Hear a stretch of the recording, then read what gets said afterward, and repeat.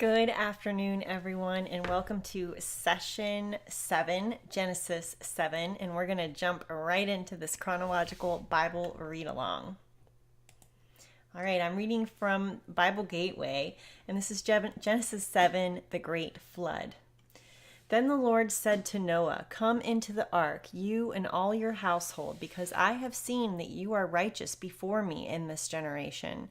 You shall take with you 7 each of every clean animal, a male and his female, 2 each of animals that are unclean, a male and his female, also 7 each of the birds of the air, male and female, to keep the species alive on the face of all the earth. For after 7 more days I will cause it to rain on the earth 40 days and 40 nights, and I will destroy from the face of the earth all living things that I have made." And Noah did according to all that the Lord commanded him.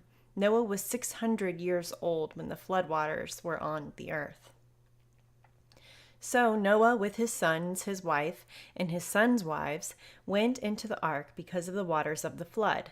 Of clean animals, of animals that are unclean, of birds, and of everything that creeps on the earth, 2 by 2 they went into the ark to Noah, male and female, as God had commanded Noah. And it came to pass after 7 days that the waters of the flood were on the earth.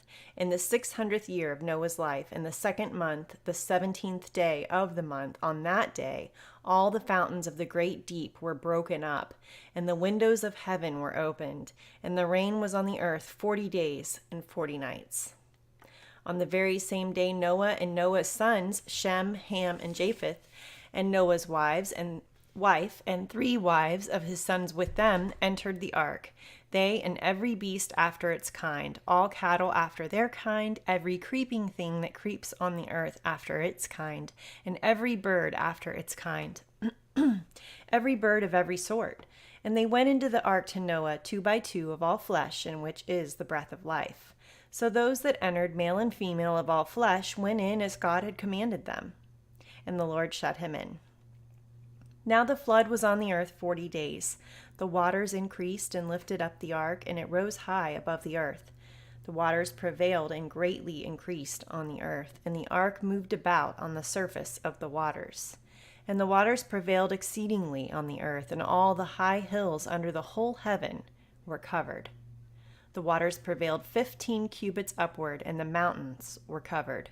And all flesh died that moved on the earth, birds and cattle and beasts and every creeping thing that creeps on the earth, and every man, all in whose nostrils was the breath of life, the breath of the Spirit of life. All that was on dry land died. So he destroyed all living things which were on the face of the ground, both man and cattle, creeping thing and bird of the air.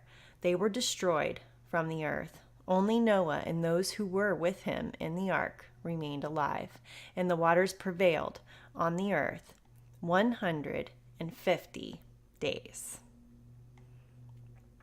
All right, well, this has been Genesis 7, Session 7. We're going to pick right back up with Genesis 8, Session 8 next time. Thank you for joining, and I'll see you again.